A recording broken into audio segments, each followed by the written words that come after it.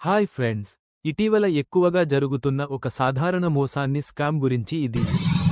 ఈ ఘటనలో ఒక వ్యక్తి నా షాప్కి వచ్చి 4500 రూపాయలు విలువైన వస్తువులను కొనుగోలు చేస్తాడు. అసలు పేమెంట్ చేయకుండా మొదట అతను క్యూఆర్ కోడ్ స్కాన్ చేసి తన స్నేహితుడికి పంపిస్తాడు.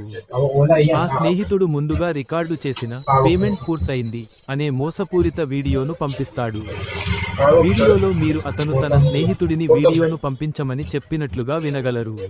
మోసగాడు స్కాన్ చేస్తున్నట్టు నటిస్తాడు మరియు అతను తన మొబైల్లో అమౌంట్ లేదా పిన్ టైప్ చేయకపోవడం మీరు గమనించవచ్చు.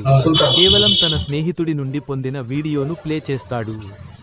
ఆ తర్వాత అతను కేవలం ఆ వీడియోను ప్లే చేసి ట్రాన్సాక్షన్ పూర్తయిందని నటిస్తాడు. అతనిని పరిశీలిస్తే కొంత టెన్షన్లో ఉన్నట్లు గమనించవచ్చు.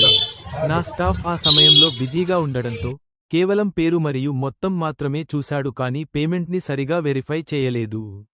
జాగ్రత్తగా ఉండండి. లావాదేవీ పూర్తి చేయడానికి ముందు పేమెంట్ను తప్పనిసరిగా ధృవీకరించండి.